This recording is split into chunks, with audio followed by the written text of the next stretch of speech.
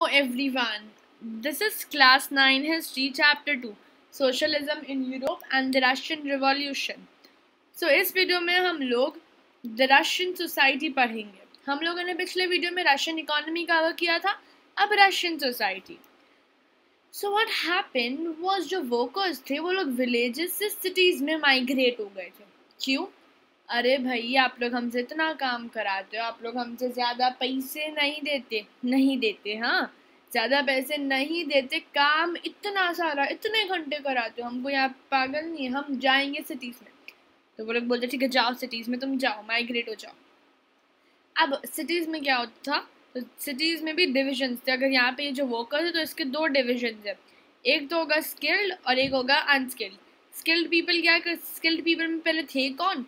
तो हम लोगों ने पहले देखा था कि जो इंडस्ट्रीज है वो सेंट पीटर्सबर्ग और मॉस्को, ये दो जगह पे ही थी. तो जो सेंट पीटर्सबर्ग में जो इंडस्ट्रीज थी वहाँ पे मेटल वर्कर्स थे. मेटल वर्कर्स वर दी स्किल्ड वन, क्योंकि मेटल वर्कर बनने के लिए आपको बहुत ट्रेनिंग स्किल्स इन सब की ज़रूरत पड़ती थी. These are the skilled ones. अब अनस्किल्ड कौन है? स्वीपर्स. फिर वो लोग हो गए सारे अनस्किल्ड, तो वो आ गए हमारे अनस्किल्ड में. तो ये आ गए हमारे वर्कर्स में स्किल्ड मेटल वर्कर्स और अनस्किल्ड हमारे आ गए स्वीपर्स. ठीक है. अब हम लोगों ने देखा कि ये लोग माइग्रेट हुए. कौन माइग्रेट हुआ? वर्कर्स माइग्रेट हुए, तो फैमिली के साथ माइग्रेट होंगे. फैमिली में वुमेन तो आती ही है. तो अब 1914 तक वुमेन्स ने जो फैक्ट्री लेबर क्या होता है?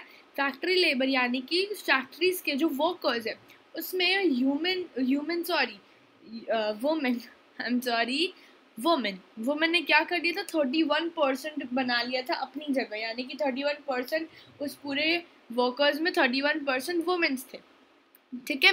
पर उनको पैसे कम मिलते थे. क्यों? अरे भाई हिस्ट्री से यही तो समझ रहे, वुमेन्स कुछ भी नहीं होती है मैन के सामने. वुमेन्स हमेशा नीचे ही होंगी मैन के सामने.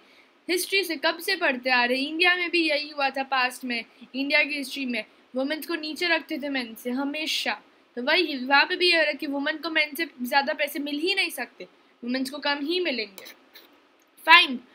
फिर अब ये तो आप लोगों ने नॉर्मली देखा ही होगा कि क्या होता है, कभी दो ग्रुप्स होते हैं. ठीक है, वो लोग अपोजिशन में होते हैं.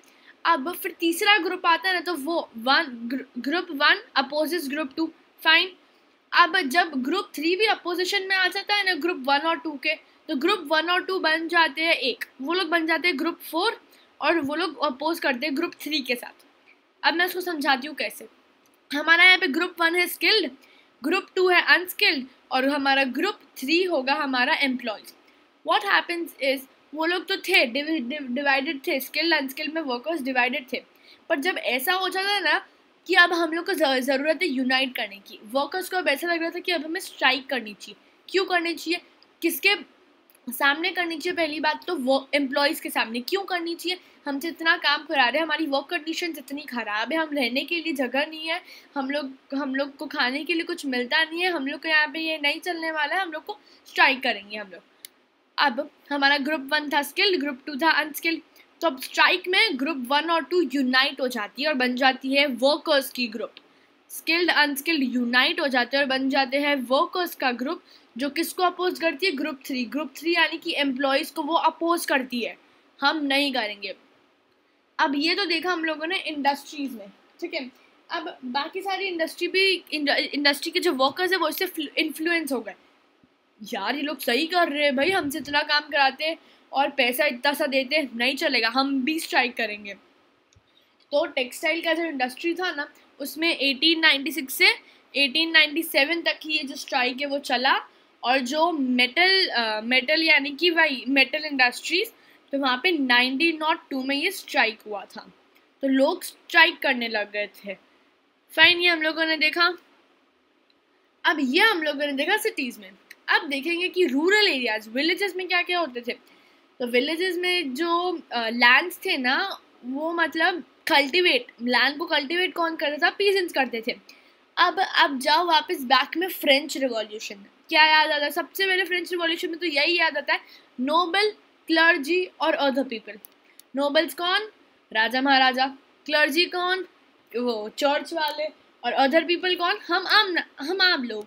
अब फ्रेंच रिवॉल्यूशन में भी यही होता था कि जो आम लोग होते थे ना, वो लोग कल्टिवेटर्स होते थे, उन लोग को लैंड कल्टिवेट करना होता था, वो लोग पीजेंट्स थे, लैंड उनके पास था नहीं, लैंड तो सारे क्लर्जी वाले लेके बैठे थे। फाइन, यहाँ पे भी रशियन रिवॉल्यूशन में भी यही होता है, जो पीजेंट्स हैं उनके पास ज़्यादा लैंड होती नहीं है, कोई कोई पीजेंट तो लैंडलेस होते हैं, वो लोग नोबल्स, क्राउन और ऑर्थोडॉक्स चर्च, ये 3 जगह उन लोग के पास सबसे ज़्यादा प्रॉपर्टी होती थी। अब जो वर्कर्स थे वो भी पीजेंट्स की तरह डिवाइडेड थे। कैसे डिवाइडेड थे? वर्कर्स डिवाइडेड थे स्किल्स और अनस्किल्स में। पीजेंट्स डिवाइडेड थे ओन लैंड और अनओन लैंड। मतलब ओन लैंड तो वो हो गए कि भाई मेरे पास लैंड है, मैं अपनी लैंड पे काम करता हूँ, और दूसरे वो हो गए कि मैं ये जो नोबिलिटी है उनके पास जो प्रॉपर्टी है उसके अंदर मैं काम करता हूँ। तो वो हो गए कि आप किसी के अंदर काम करते हो और आपके पास खुद का लैंड है, तो वो 2 अलग अलग चीज़ें हो गई। और वर्कर्स में थे स्किल्ड और अनस्किल्ड। फाइन, अब फ्रांस में उन लोगों ने देखा कि जो पीजेंट्स थे वो लोग रिस्पेक्ट करते थे ना नॉबल्स की, इतना कुछ नहीं करते थे, वो लोग नॉबल्स की रिस्पेक्ट करते थे और उनके लिए लड़ते थे। फाइन, पर अब यहाँ पे रशियन रिवॉल्यूशन में what happens is, Russian revolution में ये जो हमारे जो पीजेंट्स है ना, वो नोबिलिटी से लड़ते, मतलब उनके सामने लड़ते कि भाई हमें तुम नहीं पसंद है, हमारी ज़मीन, तुम्हारी जो ज़मीन है वो हमें दो, हम कल्टिवेशन करते, तुम रख के करोगे कि हम सिर्फ काम ही कराते हो तुम, हमें ज़मीन दो। देवर लाइक दिस। वो लोग बिल्कुल भी रिस्पेक्ट नहीं करते थे नोबल्स की। तो फ्रांस वाले नोबल्स की रिस्पेक्ट करते थे, वेरएज रशिया वाले के जो पीजेंट्स थे वो लोग नोबल्स की रिस्पेक्ट बिल्कुल भी नहीं करते थे।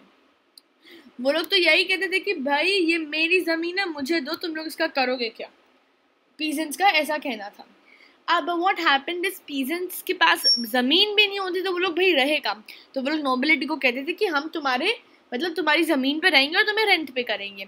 अब इतना सब कुछ होने के बाद व्हाट हैपेंस इज, जो पीजेंट्स है ना वो लोग तो कभी कभार तो ना कह देते कि जाओ ना, नहीं भरूंगा, मैं रेंट भरूंगा ही नहीं।